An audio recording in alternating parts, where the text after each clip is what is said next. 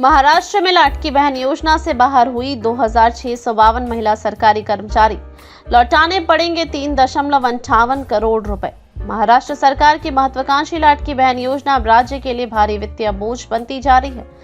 इस योजना के अंतर्गत महिलाओं को 1500 रुपए प्रति माह देने का वादा किया गया था, लेकिन अब सरकार को अपने फैसले पर पुनर्विचार करना पड़ रहा है। सरकार ने 2652 महिला सरकारी कर्मचारियों को योजना के लाभार्थी सूची से हटा दिया है, क्योंकि वे इस योजना के लिए पात्र नहीं थी।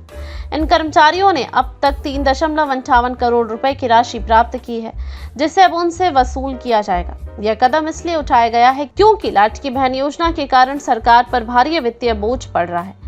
आईटी विभाग के अधिकारियों का कहना है कि यह संख्या और भी अधिक हो सकती है, क्योंकि अभी तक करीब 6 लाख कर्मचारियों के रिकॉर्ड की जांच बाकी है।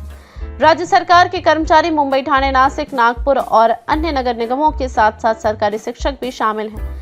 इन सभी के रिकॉर्ड की जांच की जाएगी। इस प्रक्रिया में समय लगेगा, क्योंकि हमने इन सभी निकायों में रोजगार रिकॉर्ड मांगे हैं।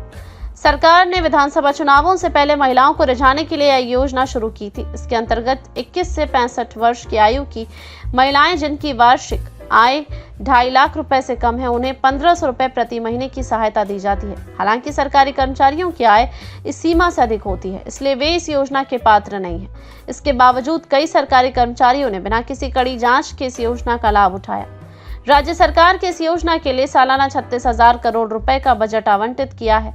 इससे राज्य की वित्तीय स्थिति पर गंभीर असर पड़ा है। अगले साल तक महाराष्ट्र का कुल कर्ज 9.36 लाख करोड़ रुपए तक पहुंचने का अनुमान है। 2024-25 के लिए राज्य का ब्याज भुगतान 54,687 करोड़ रुपए था, जो अगले वर्ष 64,658 करोड़ रुपए तक बढ़ सकता है। यही कारण है कि सरकार अब पात्रता की सख्ती से जांच कर रही है। सरकार ने योजना में पहले ही कुछ बदलाव किए हैं। जो महिलाएं नमो शेतकरी महासम्मान निधि NSMN के अंतर्गत 1000 रुपए प्रति माह पा रही थी, उन्हें अब लाडकी बहन योजना के अंतर्गत सिर्फ 500 रुपए प्रति माह ही मिलेगा।